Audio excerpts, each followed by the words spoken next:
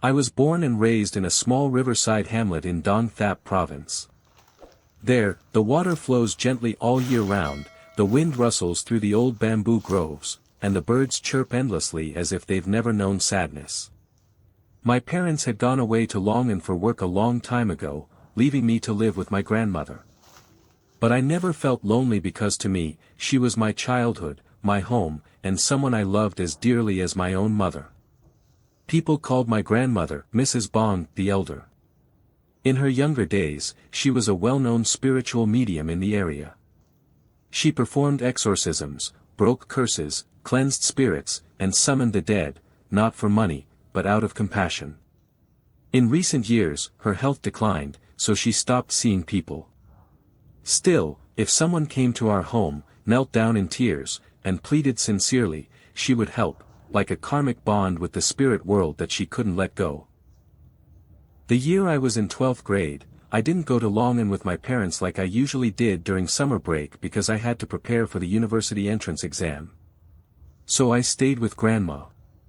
The two of us lived quietly together, she took care of my meals, I helped with chores, and at night I studied while she lay on her hammock under the dim oil lamp, fingering her prayer beads. Life was peaceful, until one particular afternoon. That day was scorching hot. The sunlight beamed through the tin roof, making it feel like the house was on fire. Grandma was picking vegetables on the porch when the landline rang. I rushed to answer it and heard my dad's voice. He sounded anxious. "Let me talk to your grandma," he said. I handed her the phone. I still remember clearly, the moment she pressed the phone to her ear, she asked, "What's wrong, son? Your voice doesn't sound right." My dad told her that Uncle Bay, his younger brother, had been acting strange lately. He'd become short-tempered, barely spoke to anyone.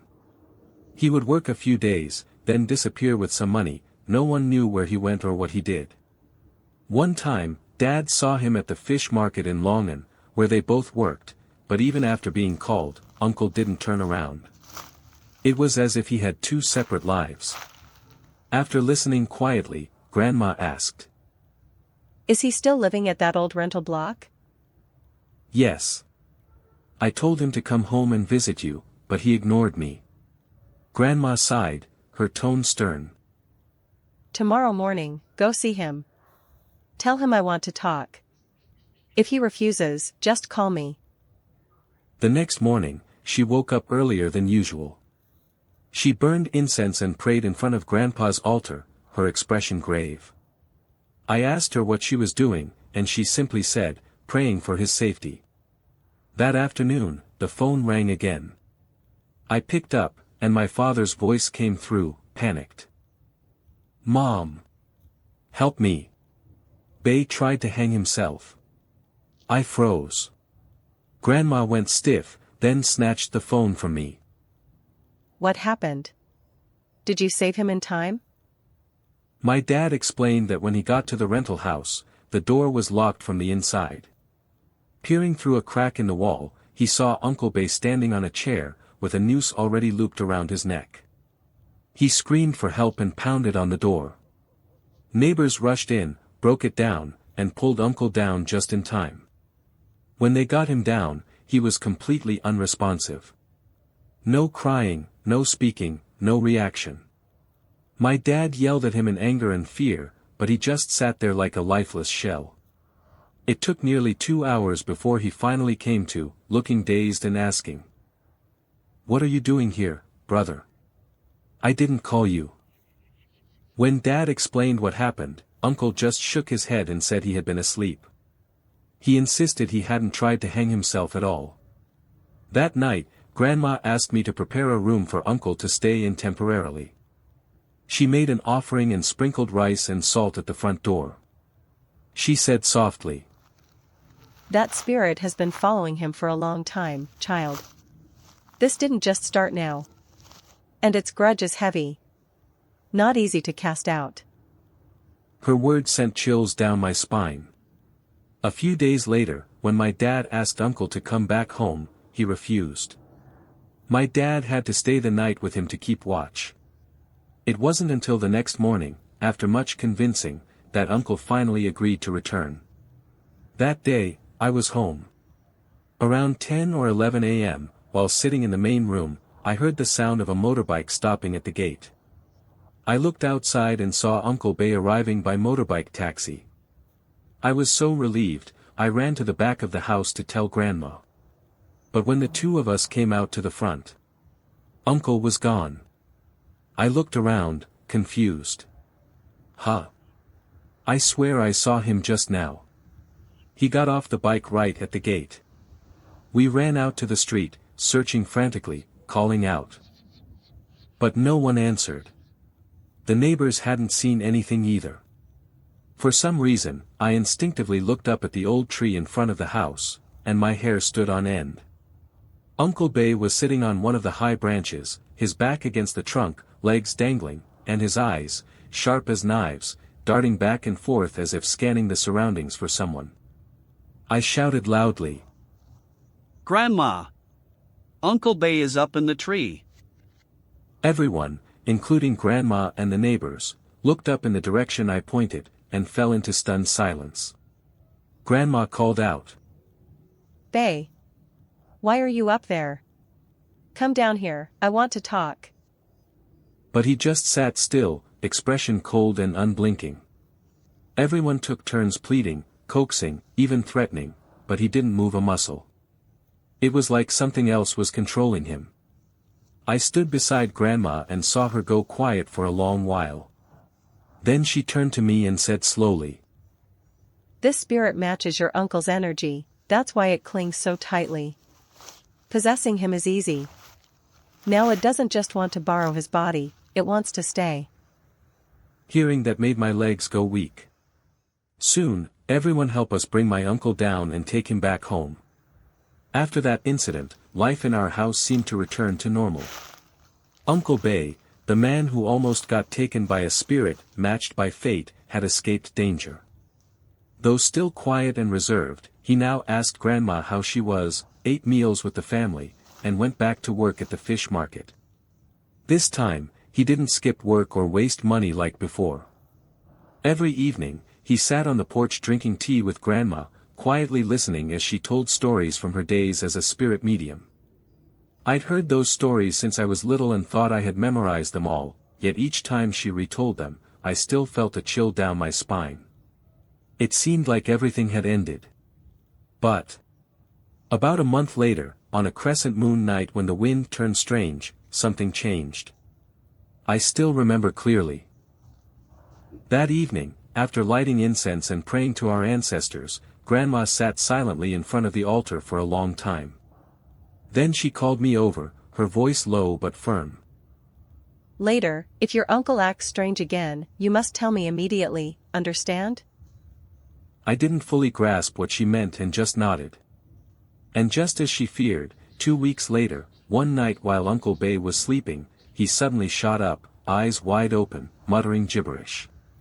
He got out of bed and walked straight into the yard in the middle of the night, barefoot and shirtless. I saw him and screamed.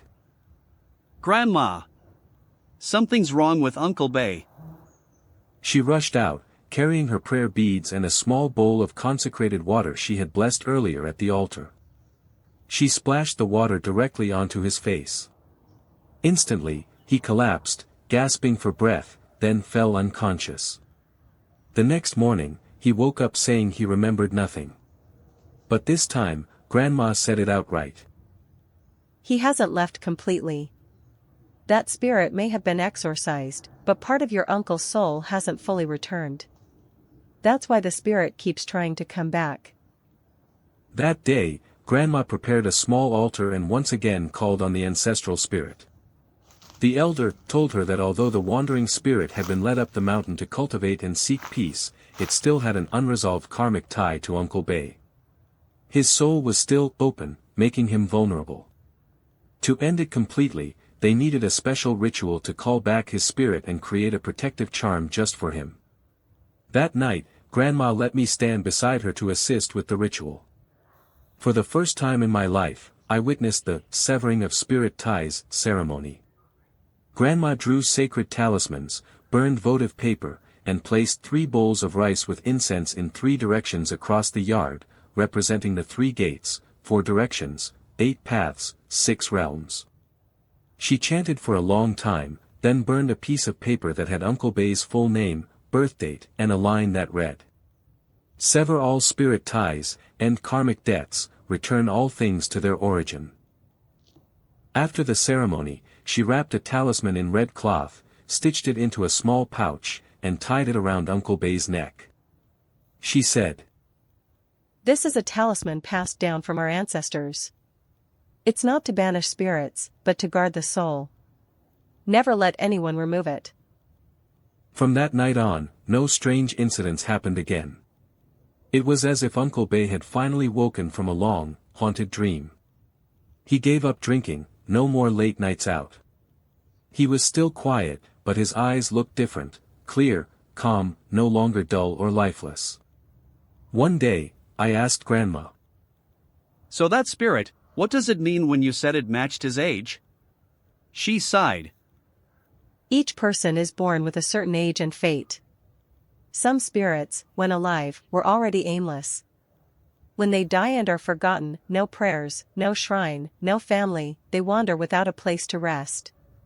If they find someone whose spiritual energy resonates with theirs, especially someone weak-willed or open, they can attach themselves easily.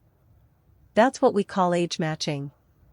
And if the match is too strong, it turns into a karmic grudge. By then, escaping it is no longer easy. Her words sent a shiver down my spine. I realized that between the realm of the living and the realm of the dead, there are invisible threads that bind people, waiting either to tighten, or to let go, if one is lucky enough to meet someone with enough strength and spirit, like my grandmother.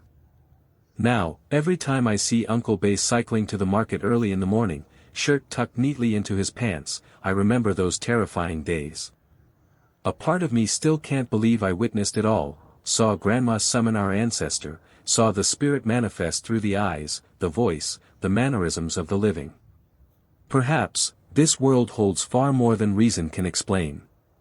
And I, someone who once thought superstition was nonsense, now believe that there are things, that only by believing, can you find peace enough to truly live.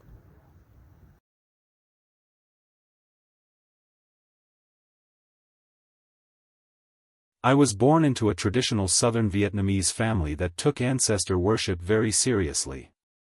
Back then, I was still just a kid, but I had already witnessed things that couldn't be explained by reason.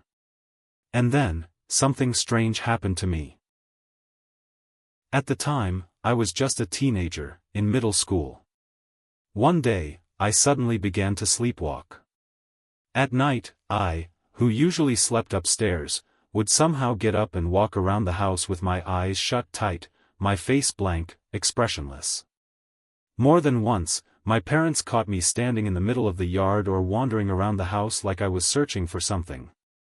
Worried I'd fall down the stairs, my mom made me sleep on the ground floor. But even after switching rooms, things didn't get better. Until one night.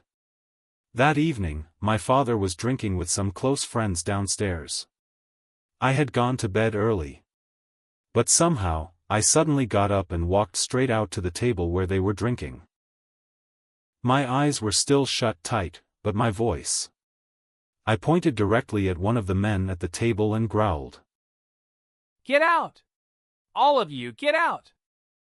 The entire table fell silent. No one moved a muscle. My dad sat frozen, staring at me like he couldn't believe his eyes. I turned around and walked quietly back upstairs. Not 10 minutes later, I came down again. But this time, when I reached the middle of the staircase, I stopped. I stood there, frozen like a statue on the steps. Everyone downstairs turned pale, terrified I might fall. And then, I jumped. I jumped straight down from the stairs to the floor, legs stiff and straight, like some kind of zombie in a Chinese horror film. Everyone screamed.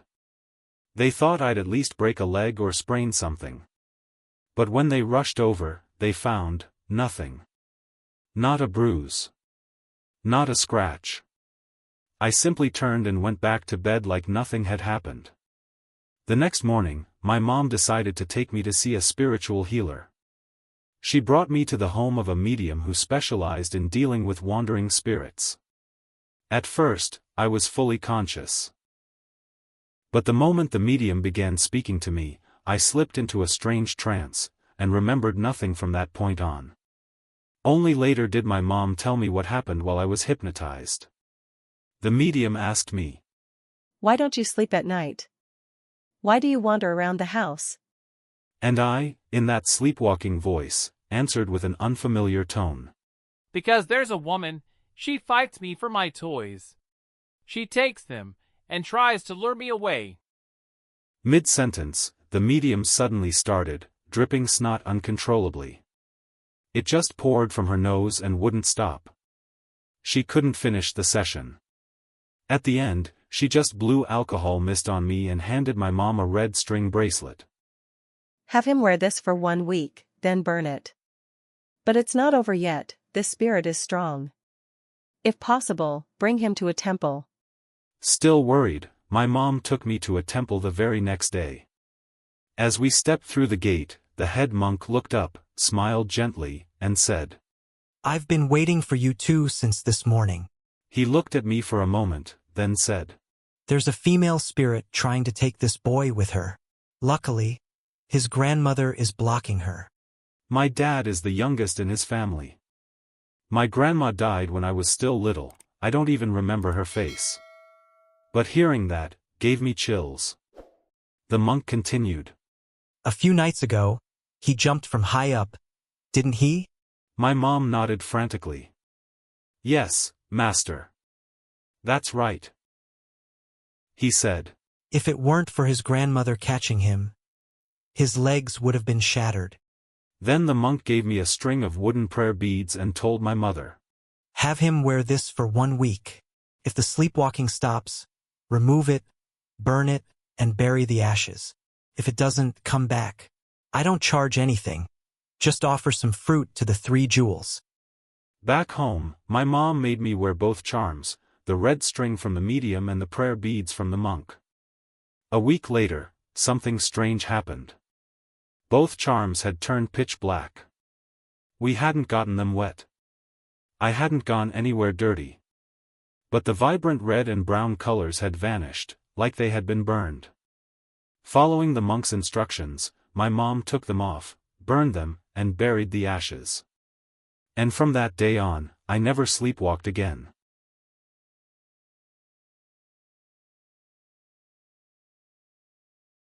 I live in Kendo, in a small neighborhood by the canal where everyone knows everyone else. This poor little neighborhood is usually peaceful, but 6 or 7 years ago, something happened that still gives people chills whenever it's mentioned. The story began with 2 men from the neighborhood, Uncle Hung and Uncle Tu, drinking buddies. They had a rather odd and disturbing habit, eating dog meat. Not just occasionally for fun, but every few months they'd butcher a dog, often ones from around the neighborhood, sometimes even ones they had raised themselves. That time, Uncle Hung had 4 puppies. 3 spotted ones were slaughtered for food before they even turned 2 months old. The last one, a jet black dog, for dark as black sesame, was the only survivor, until it reached its 3rd month. That night, yet another drinking session was underway. The black dog became the victim. But what made my skin crawl wasn't the act of killing the dog, it was the way Uncle Tu ate its gallbladder raw. That's right. Right after the slaughter, he sliced open the dog's belly, dug out the still fresh gallbladder, and swallowed it whole. People who witnessed it said it was horrifying. But before they could settle down from the shock, something strange happened. In the middle of the drinking session, Uncle Tu suddenly collapsed. His entire body convulsed violently. His eyes rolled back, and foam frothed from his mouth. Panicked, Uncle Hung and others rushed him to the hospital. But just 3 days later, Uncle Tu was dead. The cause of death was unclear. Doctors couldn't explain it. All they knew was that after eating the dog's gallbladder, he started convulsing, and then he was gone. Strangely, Uncle Tu's family didn't hold a proper funeral. They quietly buried him the same day, as if they were afraid of something. You'd think that was the end of it. But about a week later, something else happened. In my neighborhood, there was an old man named Lu Kong, almost 80, who had been bedridden for years.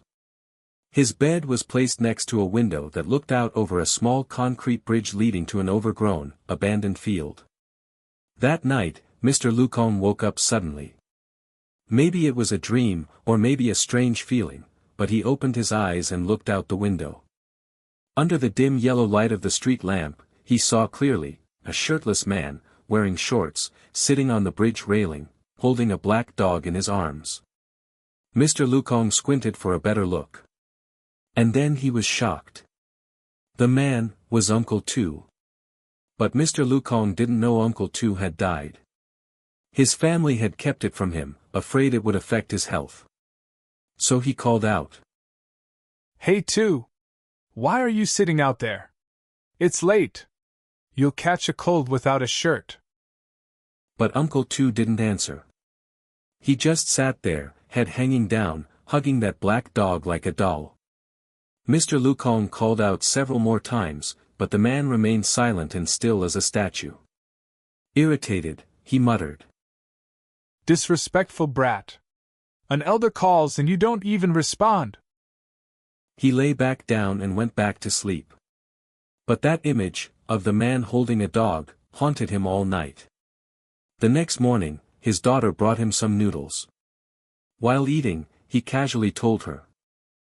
"Last night I saw Tu. What a brat. I called him and he ignored me. Sat there hugging a dog like a lunatic." His daughter froze. Which two, Dad? He replied. Who else? That Tu who always drank with Hung. She went pale. Oh my God, Dad. Uncle Tu died last week. He ate a dog's gallbladder, had seizures, and died after 3 days. We didn't tell you because we didn't want to scare you. Upon hearing that, Mr. Lu Kong dropped his chopsticks, face drained of color. So, I saw a ghost. And exactly a week later, Lu Kong also passed away. His condition suddenly worsened, and he didn't make it. After Lu Kong's death, the neighborhood returned to its usual quiet. But that little concrete bridge was never the same again. People in the neighborhood began seeing a shadowy figure at night. Sometimes sitting on the bridge, hugging a black dog. Sometimes crouched with its head between its knees, hair draped down. Anyone bold enough to get close would see a dark shadow flicker and then vanish. Rumors spread that Uncle Tu's spirit couldn't move on. Maybe it was an untimely death. Maybe it was because of the karma from killing too many dogs. Or maybe, the black dog he killed was too young, and its soul clung to his, dragging him down with it. Even now, anyone passing that bridge at night walks close to the edge, not daring to look across. Because people fear. They might accidentally see a shirtless man, cradling a black dog, quietly, watching them.